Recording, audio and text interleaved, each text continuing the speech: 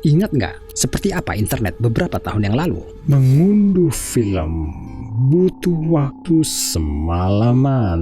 Halaman jejaring sosial butuh beberapa menit untuk diperbarui. Game online sangat lemot.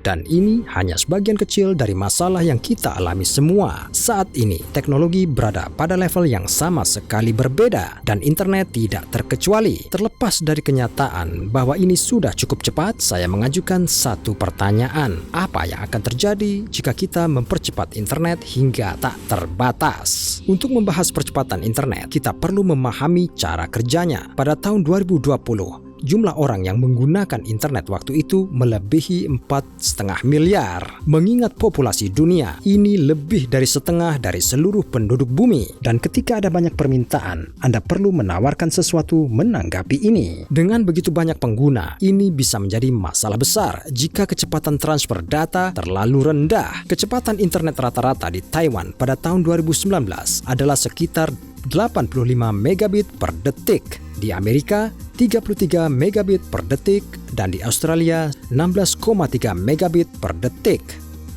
Terlepas dari perbedaan besar, penduduk negara-negara ini dapat dengan mudah menonton video di YouTube, membaca buku online, dan menonton film seri.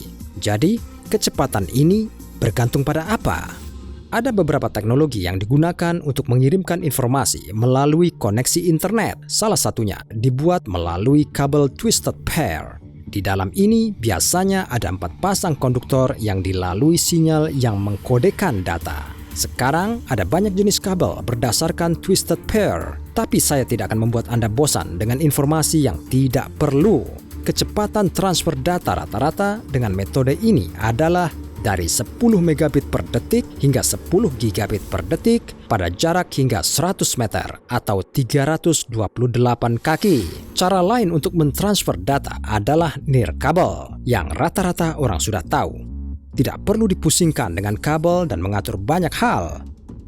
Anda cukup memasukkan kata sandi dan Anda siap untuk menjelajah dengan akses ke internet. Nyaman. Namun, informasi dalam hal ini tidak ditransmisikan begitu saja melalui udara. Koneksi Wi-Fi tidak independen dan router juga memiliki sumber data. Faktanya, ini adalah pemancar yang mendistribusikan dan menerima gelombang radio dalam kisaran tertentu, 2,4 dan 5 GHz. Tapi semua ini tidak sepenting kecepatan transfer informasi. Saat menggunakan koneksi nirkabel dapat berkisar dari beberapa puluh megabit hingga 11 gigabit per detik. Dalam hal koneksi Wi-Fi, ini secara langsung tergantung pada jarak Anda dan adaptor. Semakin dekat Anda, semakin baik sinyal Anda, yang berarti kecepatan yang lebih tinggi. Cara lain yang populer untuk mentransfer data disebut komunikasi serat optik, dan prinsip pengoperasiannya cukup sederhana. Denyut cahaya bertindak sebagai pembawa informasi. Serat optik digunakan sebagai pemancar. Dan tampaknya orang yang menciptakannya membuat keajaiban jadi nyata di dunia. Lantas, apa arti semua ini? Ia memiliki bandwidth yang besar, yaitu mentransfer data dengan kecepatan hingga beberapa puluh terabit per detik. Terlebih lagi, dengan ini tidak ada masalah dengan jarak yang jauh dan interferensi elektromagnetik. Tampaknya tidak realistis, tetapi serat optik benar-benar dapat melakukannya. Inilah contoh kehidupan nyata untuk Anda. Kabel transatlantik Maria yang menghubungkan Amerika Serikat dan Spanyol mengirimkan data dengan kecepatan sekitar 160 terabit per detik. Panjang kabel adalah 6.600 km atau 4.100 mil. Padahal ini terletak di bawah air. Superhero sejati dari dunia teknologi. Tapi bukan itu saja. Selain mentransmisikan data melalui internet, kabel serat optiknya juga digunakan untuk mengirimkan sinyal telepon dan televisi kabel. Jadi, jika teknologi ini sangat unik, mungkinkah bisa mendorong internet hingga batasnya? Mari kita cek. Sebuah terobosan besar di bidang transfer data berkecepatan tinggi dilakukan oleh peneliti Jepang pada tahun 2015. Mereka mampu mengembangkan dan berhasil menguji sistem pertama di dunia dengan bandwidth 2,5 petabit per detik. Untuk memahami berapa banyak ini, bayangkan saja. Pada kecepatan internet ini, 10 juta orang akan dapat menonton video 8K secara bersamaan. Seperti yang mungkin sudah Anda duga, saya berbicara tentang serat optik yang sama. Cara lain untuk membuat rekor seperti itu sama sekali tidak ada. Hasil ini lebih dari 1000 kali lebih besar dari kemampuan jaringan nirkabel saat ini. Tentu saja, teknologi seperti itu tidak dibuat dengan cepat. Para ilmuwan menghabiskan 4 tahun untuk pengembangannya sebelum mempresentasikan hasilnya ke publik. Jadi, apakah ini batas kecepatannya? Ternyata tidak. Ilmuwan Jepang yang sama bersama dengan KDDI dan Sumitomo Electric Industries mencapai kecepatan transfer data sekitar 10 petabit per detik atau 10⁻16 bit per detik. Angka seperti itu membuat ngiler para provider yang sudah mulai memimpikan tumpukan duit. Hanya saja, bayangkan orang awam yang senang dengan ini. Traffic tiada akhir, acara TV sepanjang waktu, game dengan latensi 0. Tapi tunggu dulu, hasil yang diperoleh sejauh ini masih eksperimental. Dan ini tidak mungkin mencapai internet rumah kita dalam waktu dekat. Tapi apa yang mereka lakukan dengan serat optik untuk mencapai kecepatan transfer data yang begitu tinggi? Penasaran, bro?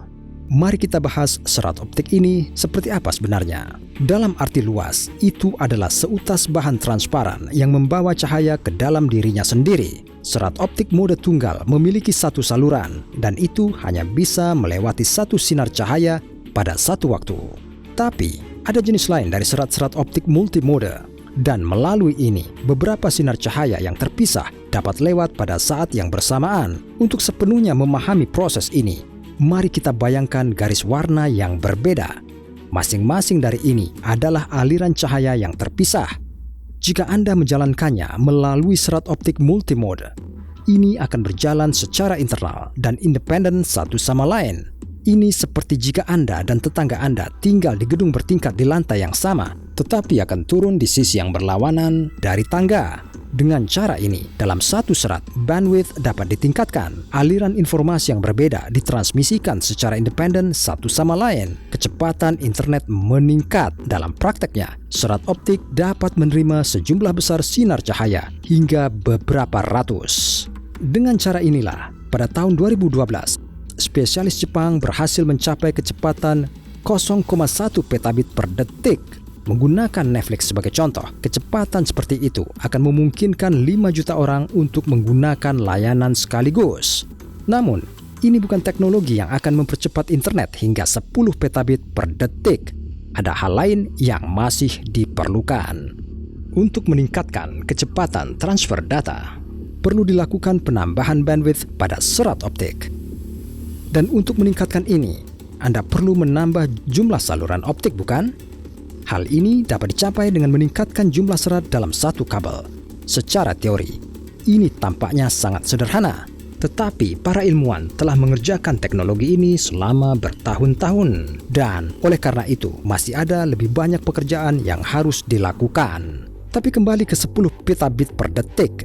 Menurut teknologi yang telah saya bahas, jenis kecepatan transfer data ini telah diterapkan, dan hari ini adalah yang pamungkas. Melalui satu kabel, 114 aliran cahaya dilewatkan. Masing-masing terdiri dari 739 panjang gelombang.